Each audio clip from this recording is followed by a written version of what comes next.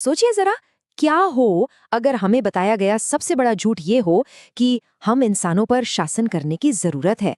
मतलब कोई राष्ट्रपति नहीं, कोई राजा नहीं, कोई सरकार भी नहीं, सिर्फ लोग। तो आज हम एक ऐसे ही विचार को समझने वाले हैं, अराजकतावाद, यानी शासकों के बिना एक समाज का आइडिया। अब जैसे ये शब्द कानों में पड़ता है, एनार्किज्म, तो दिमाग में क्या आता है? अक्सर बस केओस, हिंसा, तोड़फोड़, यही सब तस्वीरें आती हैं, है ना? और इसकी वजह भी है। सदियों से इस शब्द को ऐसे ही पेश किया गया है। लेकिन क्या हो अगर अराजकतावाद का असली मतलब केओस हो ही ना? क्या हो अगर इसका असली मतलब हो आज़ादी, फ्रीडम? बस यही वो सवाल है जो इस पूरे आइडिया की जड़ में है, और आज हम इसी को थोड़ा खोद कर देखने वाले हैं। तो चलिए शुरू से शुरू करते हैं। इस आइडिया को समझने के लिए सबसे पहले इसके नाम को ही पकड़ते हैं। शासकों के बिना, इसका असल में मतलब क्या होता है? ओके, तो अनार्किज्म शब्द निकला है ग्रीक शब्द एन आर्कोस से। एन मतलब बिना और आर्कोस मतलब शासक। तो सीधा सीधा मतलब हुआ बिना शासकों के। पर यह सिर्फ राजा या तानाशाह को ना कहने की बात नहीं है।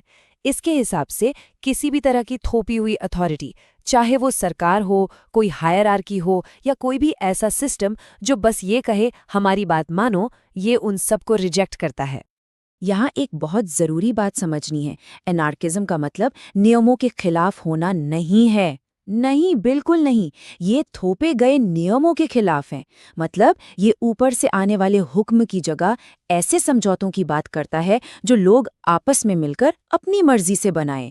ऐसे समझौते जो डर की वजह से नहीं, बल्कि एक दूसरे की जिम्मेदारी और सहयोग की भावना से चलें। और ये लाइन इस पूरी सोच का निचोड़ है। एनार्किस्ट थिंकर्स के लिए असली प्रॉब्लम कोई बुरा राजा या बुरा नेता नहीं है जिसे हटाकर किसी अच्छे को ले आएं। नहीं, उनके लिए तो प्रॉब्लम रूल करने का, यानी शासन करने का आइडिया ही है।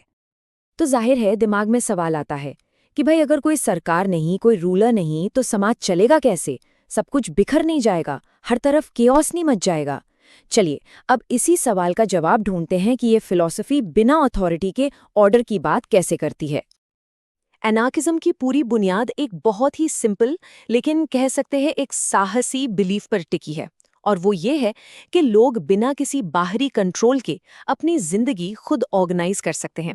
ये इस बात पर भरोसा करता है कि हम इंसानों में नेचुरली एक दूसरे के साथ सहयोग करने और चीज़ों को व्यवस्थित करने की काबिलियत होती है।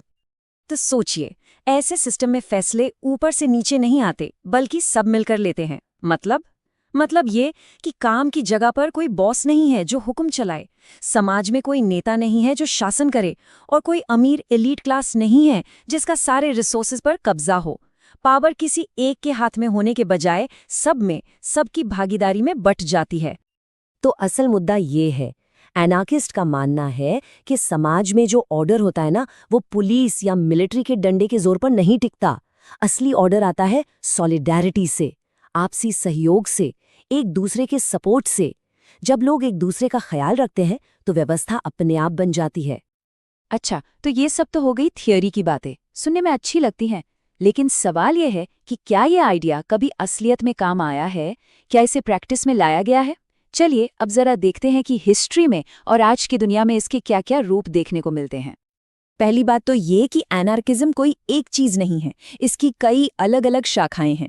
जैसे एनार्को कम्युनिज्म है जो कहता है कि सारे रिसोर्सेज साझे हों, कोई प्राइवेट प्रॉपर्टी ना हो। फिर एनार्को सिंडिकलिज्म है जिसका जोर इस बात पर है कि इंडस्ट्रीज पर वर्कर्स का कंट्रोल हो। एक इंडिविजुअलिस्ट एनार्किज्म भी है जो पर्सनल फ्रीडम को सबसे ऊपर रखता है। तो हाँ, रास्ते भले ही अलग अलग हों, पर मंजिल सबकी एक ही है, एक ऐसा समाज बनाना जहां कोई किसी पर हावी ना हो। और इस सोच को शक्ल दी है कुछ बहुत बड़े थिंकर्स ने, जैसे पियर जोसेफ प्रोडों, मिखाइल बेखुनिन और पीटर क्रोपोटकिन। ये लोग केओस का सपना नहीं देख रहे थे, नहीं, ये तो इंसानी गरिमा और सच्ची आज़ादी का सपना देख रहे थे।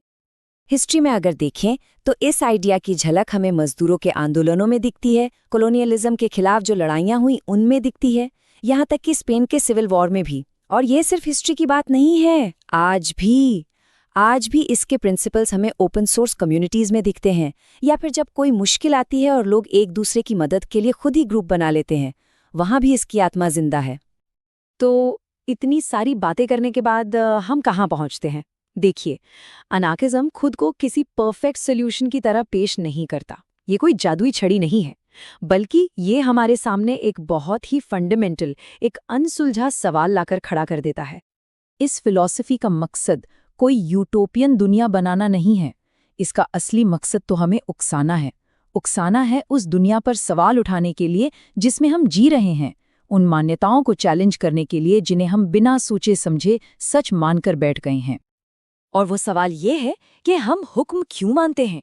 क्या इसलिए कि शासक वाकई में जरूरी है, या फिर सिर्फ इसलिए क्योंकि हमें कभी कोई दूसरा तरीका सिखाया ही नहीं गया? ये सवाल हमें इस सोच में डाल देता है कि असली आज़ादी का मतलब क्या है, सिर्फ अपने शासकों को चुन पाना या फिर शासकों के बिना जीना सीख पाना।